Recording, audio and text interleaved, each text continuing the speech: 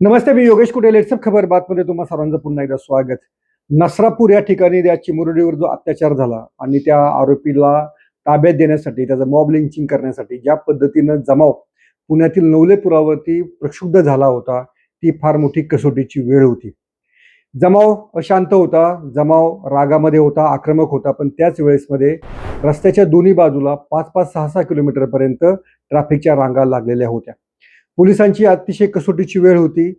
पोलिसांना गर्दीला हटवायचं होतं, ट्रॅफिक सुरळीत करायचं होतं, लोकांच्या भावना समजावून घ्यायच्या होत्या आणि मॉबची मागणी मात्र कोणत्याही परिस्थितीमध्ये मान्य करणं हे शक्य नव्हतं. त्यातून काही जणांवरती लाठीमार करावा लागला, काही जणांना थोडंसं हुसकून लावावं लागलं आणि त्यामुळं अनेकांनी पुणे पोलिसांवरती राग काढलेला आहे. पण याच्यामध्ये 2-3 गोष्टी समजून घेतल्या पाहिजे की जमावाचा उद्रेक समजू शकतो, त्यांच्या मनामधली जी भावना आहे ती पण पोलिसांनी समजून घेतली. त्यामुळे पहिले 1-2 तास तरी त्यांना रास्ता रोको करायला एक प्रकारे पोलिसांनी परवानगी अनधिकृतरित्या का होईना पण ती दिलेली होती.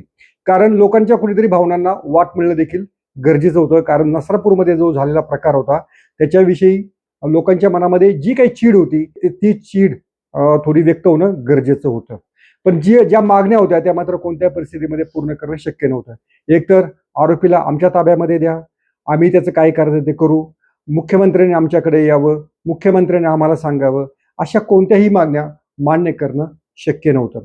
त्यामुळं एकीकडे वाहतूक सुरळीत करायची आणि दुसरीकडे जमावाला शांत करायचं, याच्यामध्ये थोडाफार बळाचा वापर करावा लागला, हे निश्चित आहे, पण त्याला इलाज नव्हता.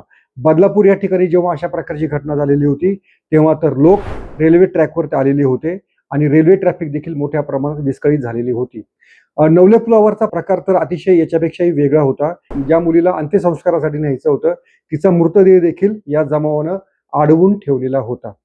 त्यामुळं तो मृतदेह किती वेळ तसाच ठेवायचा याची देखील पोलिसांना काळजी लागलेली होती. शेवटी शीतपेटी मागवावी लागली आणि त्याच्यामध्ये तो मृतदेह ठेवावा लागला. आता जर अशा काही घटना जर पाहिल्या तर जमावाचं प्रक्षुब्ध होऊन आपण समजू शकतो. पण ज्या काही मागण्या आहेत की त्या आरोपीचं एन्काउंटर जागेवरतीच करा, असं होणं अजिबात शक्य नाहीये. बदलापूर या ठिकाणी जे काही एन्काउंटर झालेलं होतं त्या आरोपीचं, त्यानंतर पोलिसांच्या सगळ्या चौकशा सुरू झालेल्या आहेत आणि न्यायालयाने देखील त्या एन्काउंटरबद्दल अनेक प्रश्न उपस्थित केलेले आहेत. आता हा जो नसरापूरचा जो प्रकार आहे त्याच्यामधल्या आरोपीचं नाव आहे भीम कांबळे. त्यामुळं भीम कांबळे याला तातडीनं पोलिसांनी पकडलं, त्याच्यावरती चार्जशीट लवकर दाखल करू असं आश्वासन दिलं. पण अनेकांना असं वाटतं आहे की त्याची चकमक झाली पाहिजे, पोलिसांनी त्याला गोळ्या झाडून ठार मारलं पाहिजे. त्यातले 2-3 धोके असे आहेत. एक तर आपल्याकडे जात पाहून, समाज पाहून अनेकदा निर्णय होतो. हा जर आरोपी मुस्लिम असता तर त्याचं घर आतापर्यंत बुलडोझर लावून पाडलं गेलं असतं. कारण आपल्याकडे मुस्लिमांबद्दलची त्या प्रकारची द्वेषाची भावना तयार झालेली आहे. आता या आरोपीला कोणत्याही परिस्थितीमध्ये पोलिसांना सुरक्षित ठेवणं गरजेचं आहे. त्याचं घर पाडलं, त्याचा कोठडीमध्ये मृत्यू झाला, त्याचं एन्काउंटर झाला, तर पोलिसांवरती फार गंभीर गुन्हे दाखल होऊ शकतात. ॲट्रॉसिटी सारखा गुन्हा देखील दाखल होऊ शकतो. त्यामुळं न्यायिक पद्धतीनंच या आरोपीला शिक्षा होणं गरजेचं आहे. याबाबत राज्य सरकारचा जो ट्रॅक रेकॉर्ड आहे किंवा एकूण आपल्या न्याय संस्थेचा जे काही ट्रॅक रेकॉर्ड आहे तो अतिशय निराशाजनक आहे. त्यामुळेच मग समाजाचा या अशा घटनांनंतर उद्रेक होत असतो.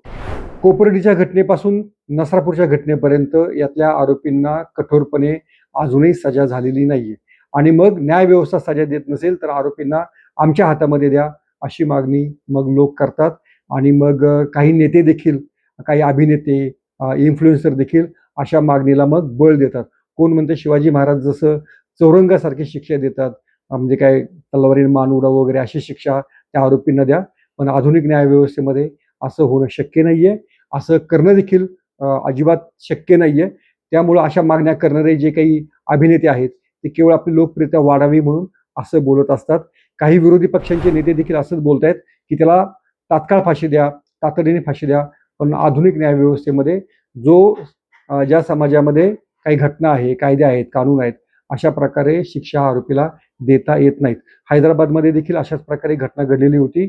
एका मुलीला ॲसिड टाकून आणि तिच्यावर अत्याचार करून त्याला जाळलेलं होतं. तेव्हा त्या 5 आरोपींना हैदराबादच्या पोलिसांनी असंच चकमकीमध्ये मारलेलं होतं. त्या पोलिसांना देखील त्याच्या प्रकरणामध्ये भरपूर सोसावं लागलं. त्यामुळं नसरापूरच्या घटनेमध्ये पोलिसांनी चकमक करावी आणि पोलिसांनी अशा प्रकारे कृत्य करावं अशी मागणी नेत्यांनी, इन्फ्लुएन्सरांनी, समाजाने देखील करणं चुकीचं आहे. त्यामुळे या प्रकरणात तरी चकमक होणार नाही, एन्काउंटर होणार नाही, पण न्याय मात्र वेळेवर मिळाला पाहिजे आणि तातडीने मिळाला पाहिजे. एवढी समाजाची अपेक्षा चुकीची नाही, हे मात्र तितकंच खरं. पाहत राहा लेट्सअप मराठी. सोशल मीडियाच्या भाऊ गर्दीत विश्वासार्हतेने चकाकणारे नाव म्हणजे लेट्सअप मराठी. सगळ्यांना, सगळ्या नागरिकांना ती स्पीच, ती लेट्सअप वरील मुलाखती म्हणजे विचारांचा खजिना. त्यानंतरच्या निवडणुकीमध्ये मला सोडून गेले. बातम्या केवळ वस्तुस्थिती सांगणाऱ्या, न प्रोपगंडा, फक्त जनतेचा अजेंडा. क्योंकि आने वाला कल जाने वाला है, जाने वाला कल आने वाला है. राजकारण, मनोरंजन असो की क्रीडा क्षेत्र, महाराष्ट्राची स्पंदने संवेदनशीलतेने टिपणारे माध्यम म्हणजे लेट्सअप मराठी. जगासोबत एक पाऊल पुढे राहण्यासाठी लेट्सअपचे ॲप, सोशल मीडिया आणि वेबसाईट सोबत कनेक्टेड रहा.